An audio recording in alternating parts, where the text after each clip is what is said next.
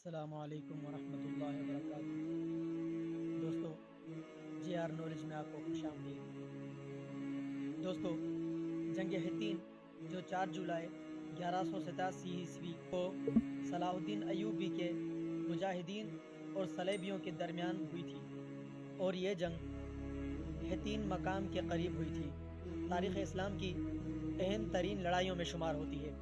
اس لڑائی میں مسلمانوں نے عیسائی لشکر کے فرقچے اڑا کر رکھ دیے، اور وہ بہت ہی بری طرح تباہ و برباد ہو گئے۔ اس کے بڑے بڑے سردار اور امراء، حتیٰ کہ بیت المقدس کا بادشاہ، مسلمانوں کی قید میں آ گئے۔ اس جنگ کا نتیجہ یہ ہوا کہ سلطان صلاح الدین ایوبی نے بیت المقدس کو گزشتہ تقریباً 90 سال سے صلیبی عیسائیوں کے قبضے میں تھا، بآسانی اس کو فتح کر لیا اور اس پر اسلام کا جھنڈا لہرا دیا اور اسلام کا سر فخر سے بلند کر دیا۔ اسی طرح سلطان صلاح الدین ایوبی بلا شبہ ملت اسلامیہ کا بہت ہی بڑا محسن ہے۔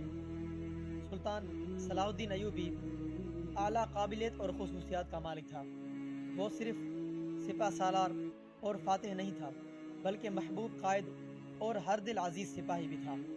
اس کی قیادت میں عالم اسلام نے ایک منظم اور پرخلوص جنگ کی، جس کا مقصد اسلام کی حفاظت اور جہاد فی سبیل اللہ کے سوا کچھ نہ تھا۔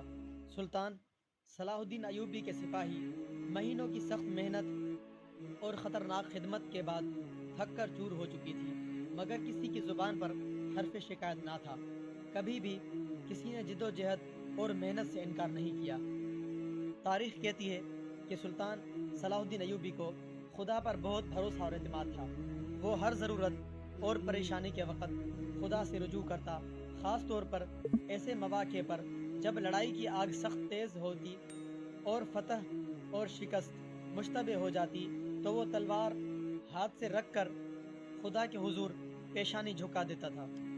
وہ بڑا ہی عابد و زاہد اور دین اسلام سے محبت کرنے والا تھا۔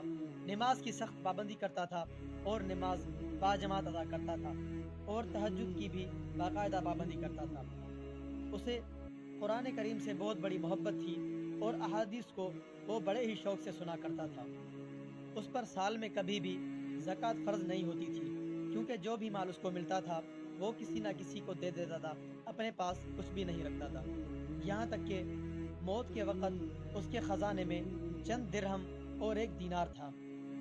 سلطان صلاح الدین ایوبی اتنا اونچا اور بلند و بالا انسان تھا کہ وہ دوستوں کے ساتھ تو کیا، دشمنوں کے ساتھ بھی بہت اچھا سلوک کیا کرتا تھا، جس کی مثال اس دور کے اندر اگر آپ چراغ لے کر نکلیں اور ڈھونڈیں تو شاید ہی کہیں آپ کو مل جائے۔ ایک دفعہ لڑائی کے میدان میں بادشاہ رچرڈ کا گھوڑا مارا گیا اور اسے پیدل لڑنا پڑا۔ سلطان نے اسے پیدل لڑتے دیکھا تو اس کی شرافت نفس اور شجاعتانہ عظمت نے یہ گوارا نہ کیا کہ اس کا بہادر دشمن پیدل لڑے، لہذا اس نے اپنے ایک آدمی کے ساتھ رچرڈ کو 2 عربی گھوڑے بھیج دیے، اور اس نے ان گھوڑوں کو قبول کر لیا۔ اور اسی طرح جب وہ بادشاہ ایک دفعہ بیمار ہوا تو سلطان صلاح الدین ایوبی اس کے پاس روزانہ تازہ پھل اور کچھ چیزیں بھیجا کرتا تھا۔ سلطان صلاح الدین ایوبی سے پہلے تاریخ اسلام کے 2 عظیم مجاہدین گزرے ہیں، جنہوں نے صلیبی عیسائیوں سے ٹکر لی۔ اگر یہ 2 مجاہد نہ ہوتے تو شاید صلاح الدین ایوبی بھی پیدا نہ ہوتا۔ ان دونوں مجاہدوں نے صلاح الدین ایوبی کے کام کو بہت زیادہ آسان کر دیا۔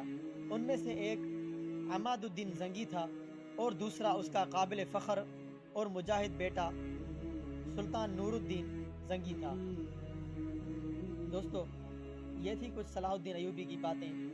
اب انشاءاللہ ہم آگے کچھ باتیں آپ کے سامنے رکھیں گے سلطان عماد الدین زنگی اور اس کے بیٹے سلطان نور الدین زنگی کی۔ تو انشاءاللہ ملتے ہیں ایک نئی ویڈیو میں، تب تک کے لیے اللہ حافظ۔